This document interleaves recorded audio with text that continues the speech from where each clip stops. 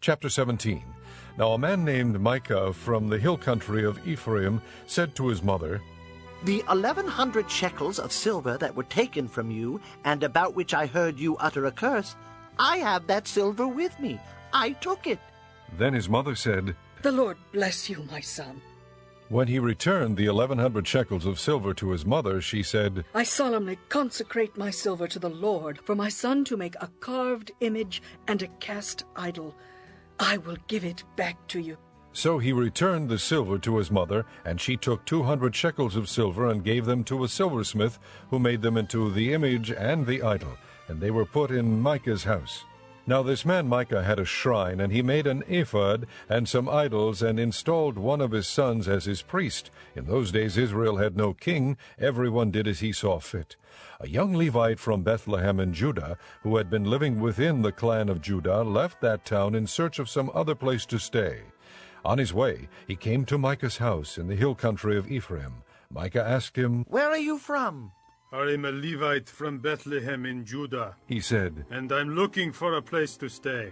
Then Micah said to him, Live with me, and be my father and priest, and I'll give you 10 shekels of silver a year, your clothes and your food. So the Levite agreed to live with him, and the young man was to him like one of his sons. Then Micah installed the Levite, and the young man became his priest and lived in his house. And Micah said, Now I know that the Lord will be good to me, since this Levite has become my priest.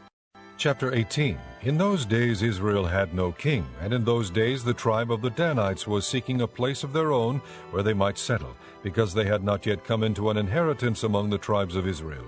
So the Danites sent 5 warriors from Zorah and Eshtaol to spy out the land and explore it. These men represented all their clans. They told them, Go, explore the land. The men entered the hill country of Ephraim and came to the house of Micah, where they spent the night. When they were near Micah's house, they recognized the voice of the young Levite, so they turned in there and asked him, Who brought you here? What are you doing in this place? Why are you here? He told them what Micah had done for him and said, He has hired me, and I am his priest. Then they said to him, Please inquire of God to learn whether our journey will be successful. The priest answered them, Go in peace. Your journey has the Lord's approval. So the 5 men left and came to Laish, where they saw that the people were living in safety, like the Sidonians, unsuspecting and secure. And since their land lacked nothing, they were prosperous. Also they lived a long way from the Sidonians and had no relationship with anyone else. When they returned to Zorah and Eshtaol, their brothers asked them, How did you find things? They answered, Come on, let's attack them. We have seen that the land is very good. Aren't you going to do something? Don't hesitate to go there and take it over. When you get there, you will find an unsuspecting people and the spacious land that God has put into your hands, a land that lacks nothing whatever.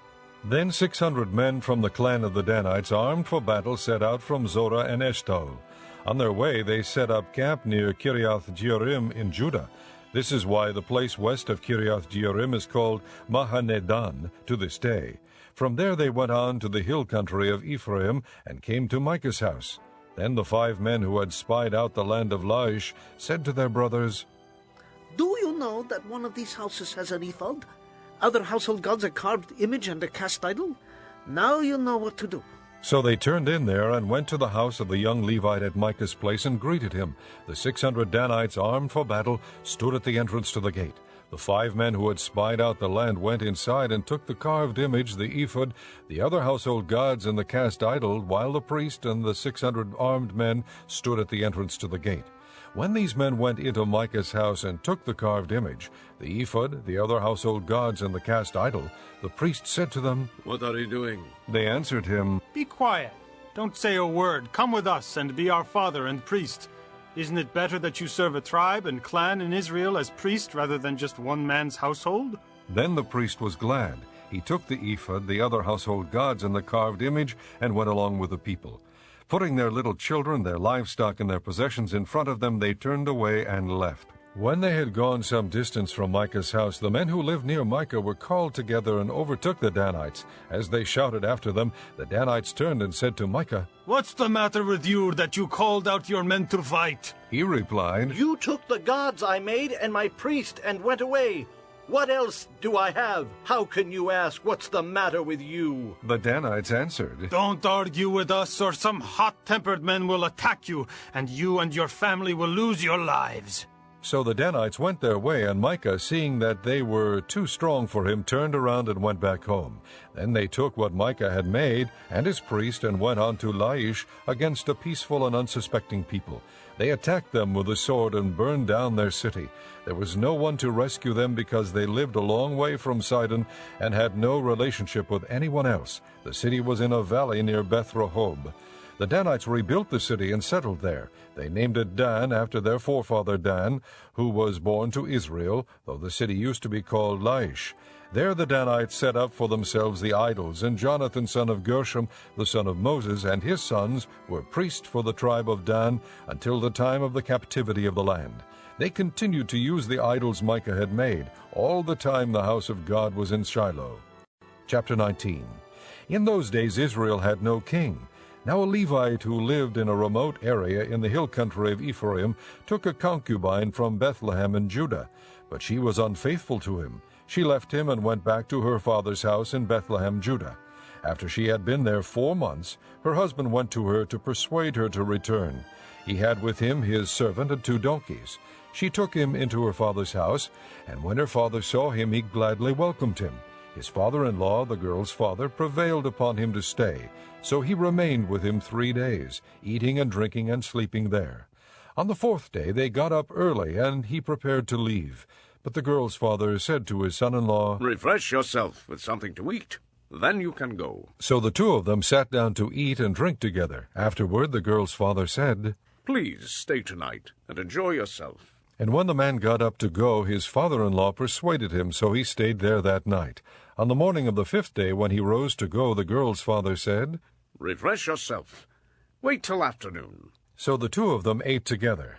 Then when the man, with his concubine and his servant, got up to leave, his father-in-law, the girl's father, said, Now look, it's almost evening. Spend the night here. The day is nearly over. Stay and enjoy yourself. Early tomorrow morning you can get up and be on your way home. But unwilling to stay another night, the man left and went toward Jebus, that is, Jerusalem, with his 2 saddled donkeys and his concubine. When they were near Jebus, and the day was almost gone, the servant said to his master, Come, let's stop at the city of the Jebusites and spend the night. His master replied, No, we won't go into an alien city whose people are not Israelites. We will go on to Gibeah. He added, Come, let's try to reach Gibeah or Ramah and spend the night in one of those places. So they went on, and the sun set as they neared Gibeah in Benjamin. There they stopped to spend the night. They went and sat in the city square, but no one took them into his home for the night. That evening an old man from the hill country of Ephraim, who was living in Gibeah, the men of the place were Benjamites, came in from his work in the fields. When he looked and saw the traveler in the city square, the old man asked, Where are you going? Where did you come from? He answered, We are on our way from Bethlehem in Judah to a remote area in the hill country of Ephraim where I live. I have been to Bethlehem in Judah, and now I am going to the house of the Lord. No one has taken me into his house. We have both straw and fodder for our donkeys, and bread and wine for ourselves, your servants, me, your maidservant, and the young man with us. We don't need anything. You are welcome at my house. the old man said. Let me supply whatever you need. Only don't spend the night in the square. So he took him into his house and fed his donkeys. After they had washed their feet, they had something to eat and drink. While they were enjoying themselves, some of the wicked men of the city surrounded the house. Pounding on the door, they shouted to the old man who owned the house, "Bring out the man who came to your house so we can have sex with him." The owner of the house went outside and said to them, No, my friends, don't be so vile. Since this man is my guest, don't do this disgraceful thing. Look, here is my virgin daughter and his concubine. I will bring them out to you now, and you can use them and do to them whatever you wish. But to this man, don't do such a disgraceful thing. But the men would not listen to him. So the man took his concubine and sent her outside to them, and they raped her and abused her throughout the night. And at dawn they let her go. At daybreak the woman went back to the house where her master was staying, fell down at the door, and lay there until daylight. When her master got up in the morning and opened the door of the house and stepped out to continue on his way, there lay his concubine, fallen in the doorway of the house, with her hands on the threshold. He said to her, "Get up, let's go." but there was no answer. Then the man put her on his donkey and set out for home. When he reached home, he took a knife and cut up his concubine limb by limb into 12 parts and sent them into all the areas of Israel. Everyone who saw it said, Such a thing has never been seen or done, not since the day the Israelites came up out of Egypt. Think about it. Consider it. Tell us what to do. Chapter 20. Then all the Israelites from Dan to Beersheba and from the land of Gilead came out as one man and assembled before the Lord at Mizpah. The leaders of the people of the tribes of Israel took their places in the assembly of the people of God, 400,000 soldiers armed with swords. The Benjamites heard that the Israelites had gone up to Mizpah. Then the Israelites said, "Tell us how this awful thing happened." So the Levite, the husband of the murdered woman, said, I and my concubine came to Gibeah in Benjamin to spend the night. During the night the men of Gibeah came after me and surrounded the house, intending to kill me. They raped my concubine, and she died. I took my concubine, cut her into pieces, and sent one piece to each region of Israel's inheritance, because they committed this lewd and disgraceful act in Israel. Now all you Israelites speak up and give your verdict. All the people rose as one man, saying, None of us will go home. No, not one of us will return to his house. But now this is what we'll do to Gibeah. We'll go up against it as the lot directs. We'll take 10 men out of every 100 from all the tribes of Israel, and 100 from 1,000, and 1,000 from 10,000 to get provisions for the army. Then when the army arrives at Gibeah in Benjamin, it can give them what they deserve for all this vileness done in Israel. So all the men of Israel got together and united as one man against the city. The tribes of Israel sent men throughout the tribe of Benjamin, saying, What about this awful crime that was committed among you? Now surrender those wicked men of Gibeah so that we may put them to death and purge the evil from Israel. But the Benjamites would not listen to their fellow Israelites. From their towns they came together at Gibeah to fight against the Israelites. At once the Benjamites mobilized 26,000 swordsmen from their towns, in addition to 700 chosen men from those living in Gibeah. Among all these soldiers there were 700 chosen men who were left-handed, each of whom could sling a stone at a hair and not miss. Israel, apart from Benjamin, mustered 400,000 swordsmen, all of them fighting men. The Israelites went up to Bethel and inquired of God. They said, Who of us shall go first to fight against the Benjamites? The Lord replied, Judah shall go first. The next morning the Israelites got up and pitched camp near Gibeah. The men of Israel went out to fight the Benjamites and took up battle positions against them at Gibeah. The Benjamites came out of Gibeah and cut down 22,000 Israelites on the battlefield that day. But the men of Israel encouraged one another and again took up their positions where they had stationed themselves the first day. The Israelites went up and wept before the Lord until evening, and they inquired of the Lord. They said, Shall we go up again to battle against the Benjamites, our brothers? The Lord answered, Go up against them. Then the Israelites drew near to Benjamin the second day. This time, when the Benjamites came out from Gibeah to oppose them, they cut down another 18,000 Israelites, all of them armed with swords. Then the Israelites, all the people, went up to Bethel, and there they sat weeping before the Lord. They fasted that day until evening, and presented burnt offerings and fellowship offerings to the Lord. And the Israelites inquired of the Lord. In those days the ark of the covenant of God was there, with Phinehas, son of Eleazar, the son of Aaron, ministering before it. They asked, Shall we go up again to battle with Benjamin, our brother, or not? The Lord responded, Go, for tomorrow I will give them into your hands. Then Israel set an ambush around Gibeah. They went up against the Benjamites on the third day and took up positions against Gibeah as they had done before. The Benjamites came out to meet them and were drawn away from the city. They began to inflict casualties on the Israelites as before, so that about 30 men fell in the open field and on the roads, the one leading to Bethel and the other to Gibeah. While the Benjamites were saying, We are defeating them as before. the Israelites were saying, Let's retreat and draw them away from the city to the roads. All the men of Israel moved from their places and took up positions at Baal Tamar, and the Israelite ambush charged out of its place on the west of Gibeah. Then 10,000 of Israel's finest men made a frontal attack on Gibeah. The fighting was so heavy that the Benjamites did not realize how near disaster was. The Lord defeated Benjamin before Israel, and on that day the Israelites struck down 25,100 Benjamites, all armed with swords. Then the Benjamites saw that they were beaten. Now the men of Israel had given way before Benjamin because they relied on the ambush they had set near Gibeah. The men who had been in ambush made a sudden dash into Gibeah, spread out, and put the whole city to the sword. The men of Israel had arranged with the ambush that they should send up a great cloud of smoke from the city, and then the men of Israel would turn in the battle. The Benjamites had begun to inflict casualties on the men of Israel, about 30, and they said, "We are defeating them as in the first battle."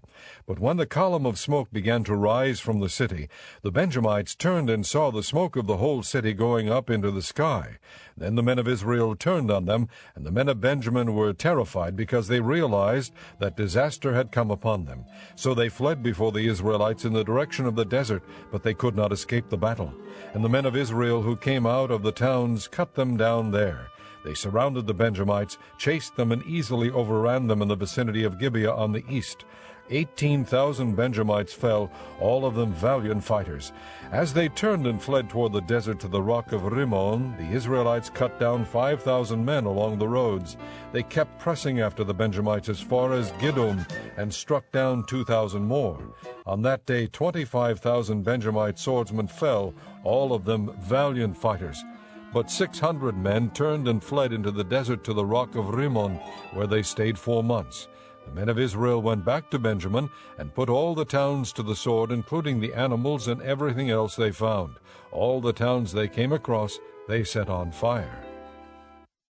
Chapter 21.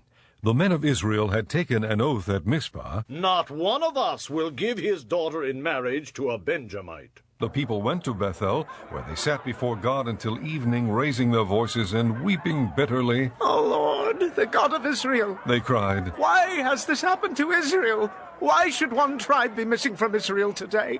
Early the next day the people built an altar and presented burnt offerings and fellowship offerings.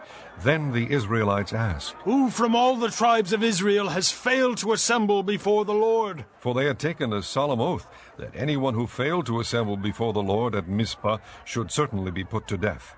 Now the Israelites grieved for their brothers the Benjamites. "Today one tribe is cut off from Israel," they said. "How can we provide wives for those who are left, since we have taken an oath by the Lord not to give them any of our daughters in marriage?" Then they asked, Which one of the tribes of Israel failed to assemble before the Lord at Mizpah? They discovered that no one from Jabesh-Gilead had come to the camp for the assembly.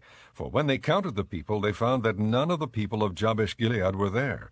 So the assembly sent 12,000 fighting men with instructions to go to Jabesh-Gilead and put to the sword those living there, including the women and children.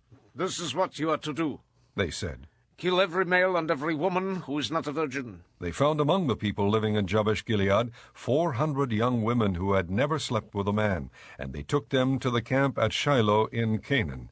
Then the whole assembly sent an offer of peace to the Benjamites at the rock of Rimmon.